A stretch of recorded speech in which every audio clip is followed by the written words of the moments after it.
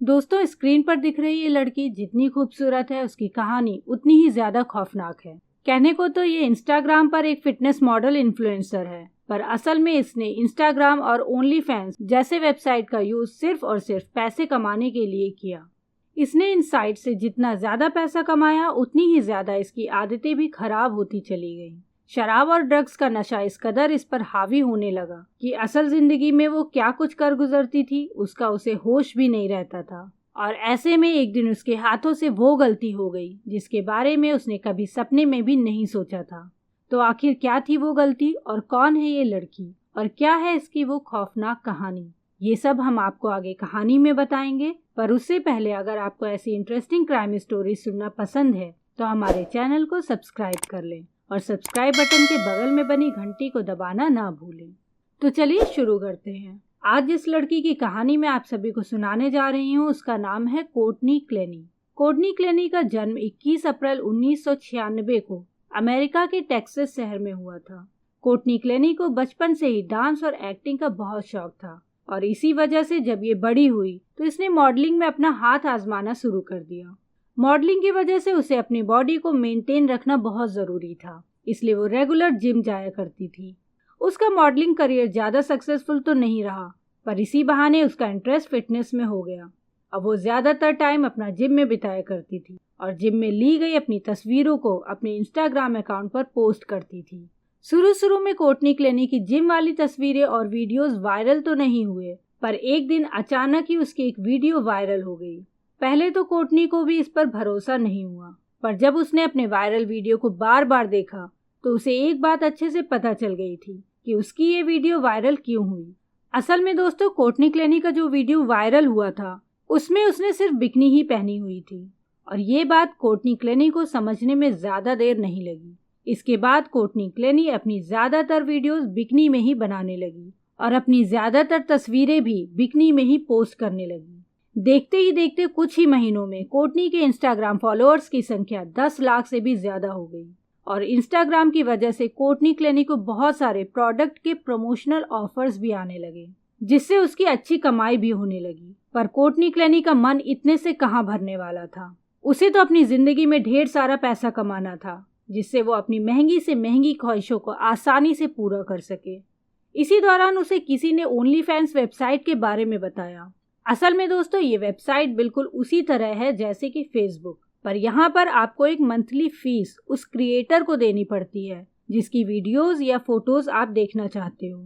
आसान भाषा में समझे तो यहाँ कुछ भी फ्री में देखने को नहीं मिलता, और इसलिए ओनली फैंस के ज्यादातर क्रिएटर ऐसे हैं जो अपनी अश्लील वीडियोस या फोटोज पोस्ट करते हैं ताकि उनके सब्सक्राइबर उनसे जुड़े रहें।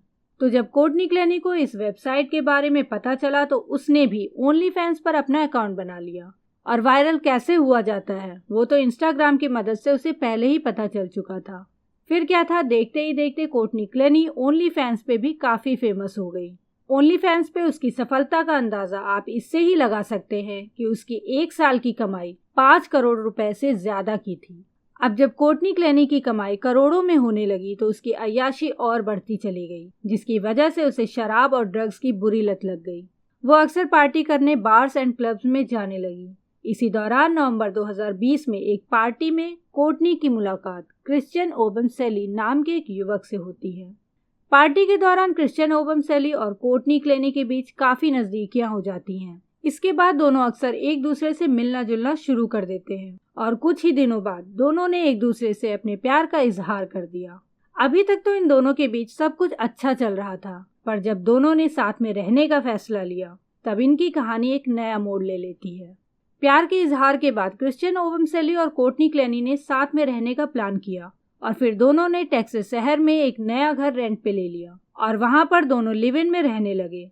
शुरू में तो सब कुछ अच्छा था, पर कुछ ही महीनों बाद क्रिश्चियन ओबमसेली और कोर्टनी क्लेनी के बीच झगड़े शुरू हो जाते हैं, और इन झगड़ों की मेन वजह थी कोर्टनी क्लेनी का क्रिश्चियन ओबमसेली पर शक करना।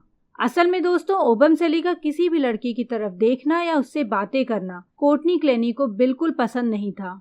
समय के साथ साथ इनके बीच के झगड़े और भी हिंसक होने लगते हैं। इसका अंदाजा आप इस बात से लगा सकते हैं कि एक बार झगड़े के दौरान कोर्टनी क्लेनी ने क्रिश्चियन ओबमसेली की थाइस पर चाकू से वार किया था, और कई बार तो पार्टी के दौरान उसने क्रिश्चियन ओबमसेली के ऊपर वाइन ग्लास और प्लेट भी फेंक कर मारे थे। इन घटनाओं के दौरान क्रिश्चियन ओबमसेली कई बार घायल भी हुआ, पर वो हर बार अपनी गर्लफ्रेंड की इन गलतियों को माफ करता गया, क्योंकि जब कोर्टनी क्लेनी ऐसी हरकतें करती थी तो वो उस समय बहुत नशे में होती थी, और जब उसका नशा उतरता था तो वो क्रिश्चियन ओबमसेली से माफी मांग लेती थी, और क्रिश्चियन ओबमसेली हमेशा उसे इसलिए माफ कर देता था क्योंकि वो उससे बहुत प्यार करता था, और ये बात उसने एक लेटर में लिखकर कोर्टनी क्लेनी को बताई भी थी। खैर, इन सब बातों से एक बात तो क्लियर थी कि इनका लिव इन रिलेशन बिल्कुल भी ठीक नहीं चल रहा था। इसलिए ओबमसेली और कोर्टनी क्लेनी ने मिलकर ये फैसला किया कि वो लोग टेक्सास शहर को छोड़कर मियामी में शिफ्ट हो जाएंगे, ताकि मियामी शहर की खूबसूरती के बीच इनकी ये हिंसक लड़ाइयाँ खत्म हो सके। इसके बाद जनवरी 2022 में दोनों मियामी में शिफ्ट भी हो जाते हैं। यहाँ उन्होंने एक लग्जरी अपार्टमेंट रेंट पे लिया और अपनी जिंदगी को नए सिरे से शुरू करने की कोशिश की। पर कोर्टनी क्लेनी कहाँ बदलने वाली थी। यहाँ भी कुछ ही दिनों में कोर्टनी ओबमसेली से लड़ाइयाँ करना शुरू कर देती है। इसका एक वीडियो भी बाद में सामने आया, जिसमें ये साफ साफ दिखाई दे रहा है कि किस तरह से कोर्टनी ओबमसेली पर झगड़े के दौरान हमला करती थी। 3 अप्रैल 2022 इस दिन कोर्टनी क्लेनी और क्रिश्चियन ओबमसेली के बीच एक आखिरी लड़ाई हुई। आखिरी लड़ाई मैं इसलिए बोल रही हूँ क्योंकि इस लड़ाई में क्रिश्चियन ओबमसेली की जान चली गई। आखिर क्या कुछ हुआ 3 अप्रैल की शाम को, चलिए जानते हैं। 3 अप्रैल को दिन के 1:15 पर क्रिश्चियन ओबमसेली घर से बाहर जाता है, जबकि उस समय कोर्टनी क्लेनी घर पर ही रहती है और अपने ओनली फैंस वेबसाइट पर लाइव स्ट्रीम कर रही होती है। शाम को 4:33 पर ओबमसेली सबवे से 2 सैंडविच लेकर वापस आता है। इसके ठीक 10 मिनट बाद कोर्टनी क्लेनी अपनी माँ को कॉल करती है और उनसे करीब 6 मिनट बात करती है। कॉल काटने के बाद एक बार फिर से कोर्टनी क्लेनी अपनी माँ को कॉल करती है और इस बार वो लगभग 7 मिनट उनसे बात करती है। माँ से बात करने के बाद 4:57 पर कोर्टनी क्लेनी इमरजेंसी हेल्पलाइन नंबर 911 पर कॉल करती है और उनसे बोलती है कि मेरे बॉयफ्रेंड को चाकू लग गया है और उसका बहुत सारा खून बह रहा है, प्लीज हमारी मदद कीजिए। इस कॉल के दौरान पीछे से ओबमसेली की भी आवाज आती है, जिसमें वो कोर्टनी क्लेनी से कह रहा होता है कि मैं मरने वाला हूँ, मुझे मेरा हाथ महसूस नहीं हो रहा है। इस कॉल के बाद पुलिस और मेडिकल टीम जल्द से जल्द उस अपार्टमेंट में पहुंचती है जहां कोर्टनी क्लेनी और क्रिश्चियन ओबमसेली रहते थे। अपार्टमेंट के अंदर का नजारा देखकर सभी चौंक जाते हैं। घर में चारों तरफ खून ही खून फैला हुआ था और घर के एक कोने में ओबमसेली बेहोश पड़ा हुआ था। उसके सर को अपनी गोद में रखकर कोर्टनी क्लेनी बस रोई जा रही थी। मेडिकल टीम जब ओबमसेली की जांच करती है तो पता चलता है कि उसकी सांसें चल तो रही हैं, पर बहुत धीमे। मेडिकल टीम तुरंत ओबमसेली को लेकर हॉस्पिटल जाती है, पर रास्ते में ही उसकी मौत हो जाती है। इधर पुलिस अपार्टमेंट की पूरी जांच पड़ताल करती है और वहां से सारे सबूत इकट्ठा करना शुरू कर देती है। पुलिस जब कोर्टनी क्लेनी से पूछताछ करती है तो कोर्टनी क्लेनी उन्हें बताती है कि उसके और ओबमसेली के बीच किसी बात को लेकर झगड़ा हुआ, पर कुछ ही मिनटों में ये झगड़ा लड़ाई में तब्दील हो गया। लड़ाई के दौरान ओबमसेली उसका गला दबा देता है, पर किसी तरह वो ओबमसेली की गिरफ्त से बच निकलती है और भागकर किचन में जा पहुंचती है। ओबमसेली जब किचन की तरफ बढ़ता है तो खुद को बचाने के लिए उसने किचन में रखा चाकू ओबमसेली की तरफ फेंक दिया और वो चाकू सीधा ओबमसेली के सीने में जा लगा। इसके बाद वो फर्श पर गिर जाता है और उसके सीने से बहुत सारा खून बहने लगता है। कोर्टनी क्लेनी की बातों से पुलिस एक बात तो समझ चुकी थी कि ओबमसेली की हत्या के पीछे कोर्टनी क्लेनी का ही हाथ है, पर यहाँ एक पेच था कि क्या ये हत्या है या सेल्फ डिफेंस। अब इस पहेली को सॉल्व करने के लिए पुलिस को अपनी इन्वेस्टिगेशन पूरी करनी थी, इसलिए पुलिस कोर्टनी क्लेनी को गिरफ्तार करके उसे हवाई के एक मेंटल हॉस्पिटल में भेज देती है, क्योंकि पुलिस को पूछताछ के दौरान ऐसा लगा कि शायद कोर्टनी क्लेनी अभी मानसिक रूप से पूरी तरह फिट नहीं है। 1 महीने के इलाज के बाद कोर्टनी क्लेनी आज़ाद हो जाती है, क्योंकि पुलिस ने अभी तक उस पर कोई चार्ज नहीं लगाया था। करीब 2 महीने की इन्वेस्टिगेशन के बाद पुलिस कोर्टनी क्लेनी पर 2nd डिग्री मर्डर का चार्ज लगाती है और उसे गिरफ्तार करके कोर्ट में पेश करती है। पुलिस ने अपनी इन्वेस्टिगेशन रिपोर्ट में बताया कि जो भी बातें कोर्टनी क्लेनी ने पुलिस से कही थी वो आधी सच और आधी झूठ है, क्योंकि कोर्टनी क्लेनी ने पुलिस को बताया था कि उसने चाकू करीब 10 फुट की दूरी से ओबमसेली पर फेंका था लेकिन पोस्टमार्टम रिपोर्ट की माने तो ये चाकू दूर से नहीं बल्कि बेहद करीब से मारा गया है, तभी जख्म इतने गहरे लगे हैं और जख्म का निशान ऊपर से नीचे की तरफ जा रहा है। अगर चाकू दूर से मारा होता तो जख्म के निशान इतने गहरे नहीं होते और ना ही ऊपर से नीचे की तरफ जाते। पुलिस ने यह भी अपनी रिपोर्ट में बताया कि कोर्टनी क्लेनी के शरीर पर किसी भी तरह का कोई भी निशान नहीं मिला, जिससे ये साबित हो सके कि ओबमसेली ने उसे मारा था या उसका गला दबाया था, जैसा कि कोर्टनी क्लेनी ने दावा किया था। पुलिस ने अपनी इन्वेस्टिगेशन रिपोर्ट में ये भी बताया कि पुलिस को लगता है कि चाकू मारने के बाद कोर्टनी क्लेनी ने पहले अपनी मां को कॉल किया, ना कि पुलिस को, जिसकी वजह से 20 से 25 मिनट तक ओबमसेली का खून बहता रहा और इसी वजह से उसकी मौत हुई। अगर 20-25 मिनट पहले ही कोर्टनी क्लेनी ने कॉल किया होता तो शायद उसे बचाया जा सकता था। इसके साथ ही पुलिस ने कोर्ट में कोर्टनी क्लेनी की मां का वो मैसेज भी दिखाया जिसमें उन्होंने लिखा था कि सेल्फ डिफेंस की बात करना और उससे ज्यादा कुछ मत कहना।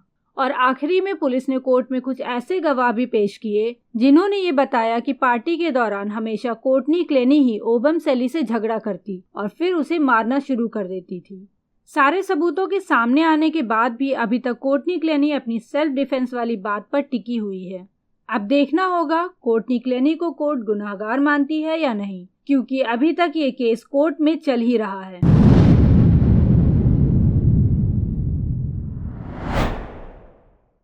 गुजरात के वलसाड इलाके में पारडी नदी के पास ब्लू कार में एक महिला की लाश मिलती है। सुनसान जगह पे ये लाश कार की पिछली सीट पे मिली थी, जिसे देखकर कुछ लोगों ने पुलिस को फोन कर दिया। जब मौके पर पुलिस पहुंची तो लाश को देखकर ये भाप लिया कि मामला कत्ल का है, क्योंकि गला दबाने का निशान लाश पे साफ साफ दिख रहा था। अब पुलिस के सामने सबसे बड़ा सवाल ये था कि ये महिला कौन है और उसे मारकर यहाँ लाया गया या फिर यहीं उसे मारा गया। दोस्तों, कहानी में आगे बढ़ने से पहले मेरी आप सबसे एक रिक्वेस्ट है कि हमारे क्राइम एक्सप्रेस चैनल को सब्सक्राइब कर लें और सब्सक्राइब बटन के बगल में बनी घंटी को जरूर दबाएं, ताकि जब भी हम कोई नई कहानी लेकर आएं तो आपको उसका नोटिफिकेशन सबसे पहले मिल जाए। दोस्तों, गुजरात का गरबा आज कौन नहीं जानता। देश के कई शहरों में इसका आयोजन नवरात्रि के समय किया जाता है, जिसमें डांडिया लेकर लोग डांस करते हैं। इसी गरबा की जानी मानी सिंगर 34 साल की वैशाली बलसारा थी, जो गुजरात के वलसाड में रहा करती थी। इनके पति हितेश म्यूजिशियन थे।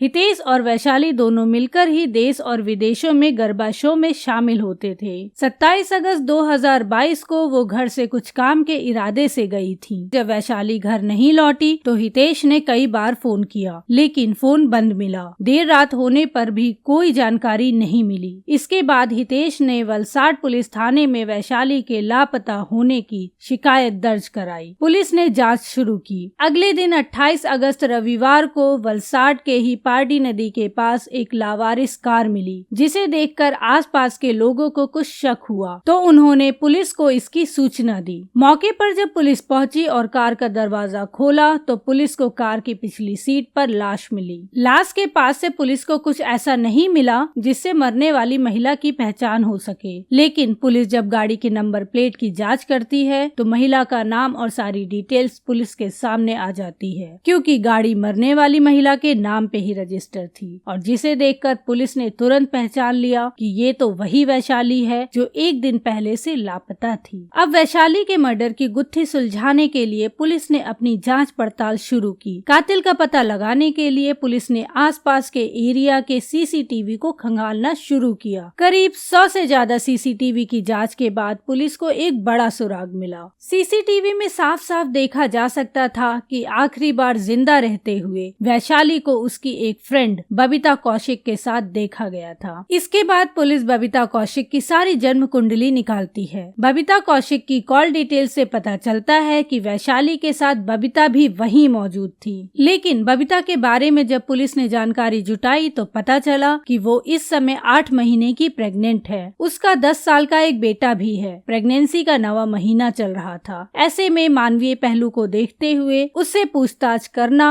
बेहद मुश्किल था, और डर ये भी था कि अगर पूछताछ के दौरान हेल्थ से जुड़ी कोई दिक्कत हो गई तो पेट में पल रहे बच्चे को भी नुकसान हो सकता है। ऐसे में पुलिस ने इसका ध्यान रखते हुए एक नया और अनोखा तरीका निकाला। सबसे पहले डॉक्टर्स की एक टीम बनाई। फिर बबीता कौशिक के घर जाकर ये बताया गया कि आपकी दोस्त वैशाली का मर्डर हो चुका है। जांच में आखिरी बार आपसे बात होने की जानकारी मिली है, इसलिए आपसे कुछ जानकारी करना चाहते हैं। साथ ही पुलिस ने डॉक्टरों से भी मिलवाया ताकि बबीता को ये ना लगे कि उन्हें किसी तरह की परेशानी होगी। इस तरह बबीता को भी पुलिस पर पूरा भरोसा हो गया। फिर पुलिस ने पूछा कि आखिरी बार जब आप वैशाली से मिली तो आपको कोई संदिग्ध नजर आया था? तब बबीता ने पुलिस को उलझाने का प्रयास किया, इसलिए झूठ बोलते हुए कहा कि हाँ, आखिरी बार जब मिली थी तो वैशाली के साथ 2 और लोग थे, जिनमें से एक को वो पहचान सकती है। इस पर पुलिस ने कुछ संदिग्ध लोगों के सीसीटीवी फुटेज के फोटो दिखाए। ये फोटो उन लोगों के थे जिनका वैशाली मर्डर केस से कोई लेना देना ही नहीं था। लेकिन पुलिस के इस ट्रैप में बबीता फंस गई। उसने उन दिखाए हुए फोटो में से एक को पहचान लिया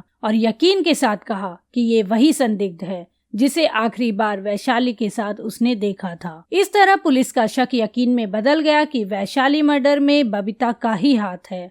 इसके बाद महिला पुलिसकर्मियों ने समझाते हुए उससे पूछताछ की, तब पूरी कहानी सामने आ गई। असल में मर्डर की ये पूरी कहानी 25 लाख रुपए से शुरू होती है। ये पैसे वैशाली ने बबीता को दिए थे। बबीता और वैशाली दोनों की 2 साल पहले ही दोस्ती हुई थी। ब्याज पर बबीता ने अलग अलग बार में 25 लाख रुपए उधार लिए थे, लेकिन अब वो उन पैसों को लौटा नहीं पा रही थी। इस पर वैशाली बार बार पैसे मांग रही थी। 1 हफ्ते पहले भी वैशाली ने पैसे लौटाने के लिए दबाव बनाया था। लिहाजा बबीता ने फेसबुक के जरिए 2 सुपारी किलर से संपर्क किया। दोनों सुपारी किलर से बात 8 लाख रुपए में तय हो गई। इसके बाद बबीता और वैशाली में बात हुई। बबीता ने 27 अगस्त को पैसे लौटाने की बात कही। इसके लिए उसे पुरानी और खाली पड़ी हीरे की फैक्ट्री के पास मिलने के लिए बुलाया। चालाकी दिखाते हुए बबीता खुद उस दिन स्कूटी लेकर घर से निकली, लेकिन फैक्ट्री से 2-3 किलोमीटर दूर ही उसे खड़ी कर दी। इसके बाद ऑटो लेकर वो उस जगह पर पहुंची जहां वैशाली को बुलाया था। यहाँ बबीता के साथ 2 कॉन्ट्रैक्ट किलर भी आए थे।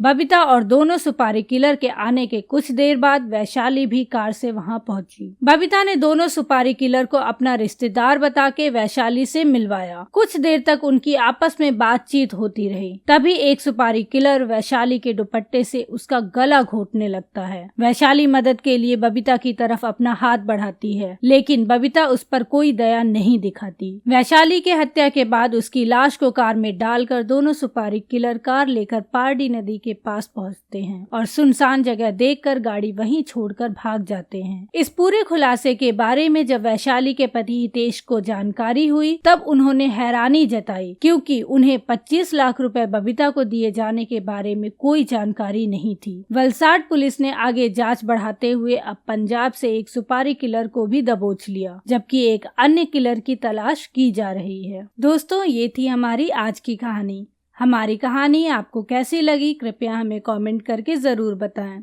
और हमारे चैनल को सब्सक्राइब एंड शेयर जरूर करें। मिलते हैं फिर अगली कहानी में। तब तक के लिए बाय बाय, टेक केयर।